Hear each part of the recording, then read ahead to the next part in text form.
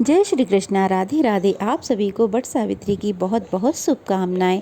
आज के वीडियो में हम सुनेंगे वट सावित्री व्रत वाले दिन सुनी जाने वाली पौराणिक व्रत कथा, सत्यवान सावित्री की कथा। इस दौरान सत्यवान और सावित्री की कथा सुनी अथवा पढ़ी जाती है, उसके बिना यह व्रत अधूरा माना जाता है।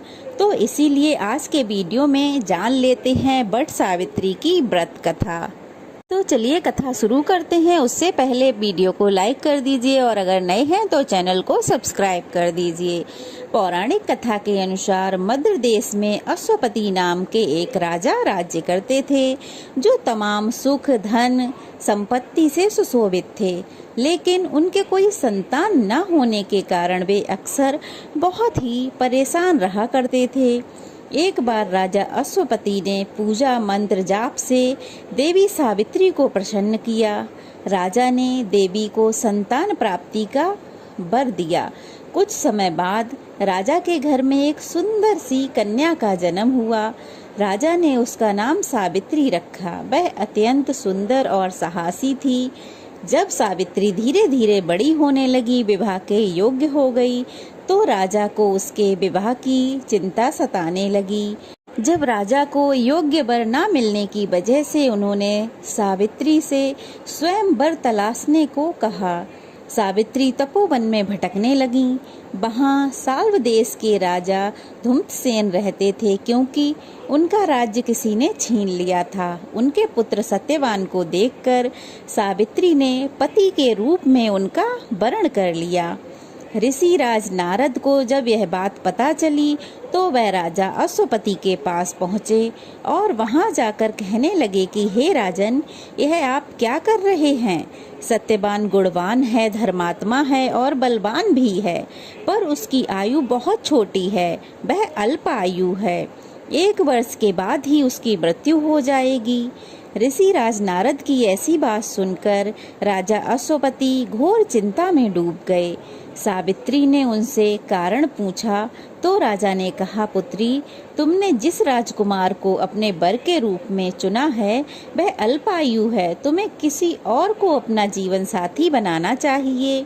इस पर सावित्री ने कहा कि पिताजी, आर्य कन्याएं अपने पति को एक बार ही वरण करती हैं, राजा एक बार ही आज्ञा देता है और पंडित एक बार ही प्रतिज्ञा करते हैं और कन्यादान भी एक बार ही किया जाता है। सावित्री हट करने लगी और बोली, मैं सत्यवान से ही विवाह करूंगी। राजा अश्वपति ने सावित्री का विवाह सत्यवान से करा दिया।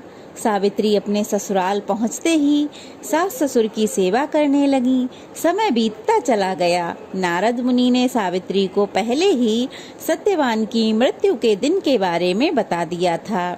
वह दिन जैसे जैसे करीब आने लगा, सावित्री बहुत अधीर होने लगी। उन्होंने 2-3 दिन पहले से ही उपवास शुरू कर दिया। नारद मुनि द्वारा बात कहे जाने से निश्चित तिथि पर पितरों का पूजन भी शुरू कर दिया। हर दिन की तरह उस दिन भी सत्यवान लकड़ी काटने के लिए जंगल को गए। साथ में सावित्री भी गईं। जंगल में पहुंचकर सत्यवान लकड़ी काटने के लिए जैसे ही एक पेड़ पर चढ़ गए, तभी उनके सिर में बहुत तेज दर्द होने लगा। वे दर्द से व्याकुल हो गए। सत्यवान पेड़ से नीचे उतर आए। सावित्री अपना भविष्य समझ गई थीं। सत्यवान के सिर को अपनी गोद में रखकर सावित्री सिल को सहलाने लगी। तभी वहां यमराज आते दिखे। यमराज अपने साथ सत्यवान को ले जाने आए थे। सावित्री भी उनके पीछे पीछे चल पड़ी। जैसे ही वो सत्यवान को लेके चले, सावित्री यमराज के पीछे पीछे चल पड़ी। यमराज ने सावित्री को समझाने की बहुत कोशिश की कि यह तो विधि का विधान है, लेकिन सावित्री नहीं मानी। सावित्री की निष्ठा और पति परायणता को देखकर यमराज ने देवी सावित्री से कहा कि हे देवी, तुम धन्य हो। मैं जहाँ इनको जिस लोक में लेकर जा रहा हूँ, वहाँ कोई भी जीवित प्राणी नहीं जा सकता, इसलिए तुम लौट जाओ। परंतु सावित्री नहीं मानी। वह फिर भी यमराज के पीछे पीछे चलने लगी। तो फिर यमराज ने उनसे कहा कि देवी, तुम मुझसे कोई वर मांगो, मैं तुम्हें कोई वर दूंगा और फिर तुम लौट जाना। सावित्री ने कहा कि मेरे सास ससुर वनवासी हैं और अंधे हैं, उन्हें आप दिव्य ज्योति प्रदान करें। यमराज ने कहा, ऐसा ही होगा, जाओ अब लौट जाओ। लेकिन सावित्री अपने पति सत्यवान के पीछे पीछे चलती रहीं। यमराज ने कहा, देवी तुम वापस जाओ। सावित्री ने कहा, भगवान मुझे अपने पति के पीछे पीछे चलने में कोई परेशानी नहीं है, पति के पीछे चलना तो मेरा कर्तव्य है। यह सुनकर उन्होंने फिर से उन्हें एक वर मांगने को कहा। दूसरे वरदान में सावित्री बोली, हमारे सास ससुर का छिना हुआ राज्य उन्हें पुनः वापस मिल जाए। यमराज ने सावित्री को यह वरदान भी दे दिया और कहा, अब तुम लौट जाओ। लेकिन सावित्री नहीं मानी और फिर भी उनके पीछे पीछे चलती रहीं। यमराज ने कहा, सावित्री तुम तीसरा वर मांगो, मैं तुम्हें तीसरा वरदान देता हूँ। इस पर सावित्री ने संतान और सौभाग्य का वरदान मांगा। यमराज ने इसका वरदान भी सावित्री को दे दिया। सावित्री ने यमराज से कहा कि प्रभु मैं एक पतिव्रता पत्नी हूँ और आपने मुझे अभी अभी 100 पुत्रवती होने का आशीर्वाद दिया है। यह सुनकर यमराज को सत्यवान के प्राणों को छोड़ना पड़ा, वह मजबूर हो गए।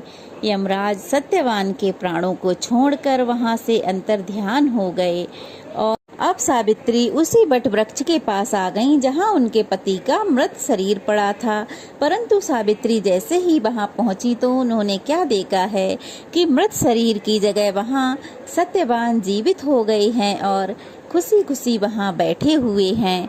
यह देख सावित्री बहुत खुश हुई और तभी से यह बट वृक्ष का पूजन किया जाता है, क्योंकि बट वृक्ष की आयु बहुत लंबी होती है। तब से ही यह बट सावित्री का व्रत रखा जाता है। सभी सुहागिन महिलाएं 16 श्रृंगार करके सुबह सुबह अपने पति की लंबी आयु और सुख समृद्धि के लिए बट सावित्री का व्रत रखती हैं, पूजा करती हैं। निराहार व्रत रखा जाता है, किसी किसी के यहाँ पूरे दिन का व्रत रखा जाता है, किसी किसी के यहाँ पूजा करके व्रत का पारण कर लिया जाता है। अब तो सावित्री सत्यवान दो सब खुशी खुशी अपने राज्य को चल पड़े। माता पिता को दिव्य ज्योति प्राप्त हो गई। इस प्रकार सावित्री सत्यवान चिरकाल तक अपने राज्य का सुख भोगते रहे। तो यह थी सत्यवान सावित्री की व्रत कथा। कैसी लगी कमेंट बॉक्स में अवश्य ही बताइएगा और इस कथा को ज़्यादा से ज़्यादा लोगों तक शेयर कीजिए ताकि बट सावित्री वाले दिन सब इस कथा को पढ़ सकें अथवा सुन सकें। कथा अच्छी लगी हो तो एक कमेंट कीजिएगा और नए हैं तो प्लीज़ चैनल को सब्सक्राइब कर लीजिएगा। तो चलिए फिर मिलते हैं। बट सावित्री व्रत की आप सबको बहुत बहुत शुभकामनाएं। बट सावित्री व्रत कब है, पूजा विधि क्या है, इसका वीडियो मेरे चैनल पे अपलोडेड है। आपको अगर कोई कन्फ्यूज़न हो तो आप जाकर वहां देख सकते हैं।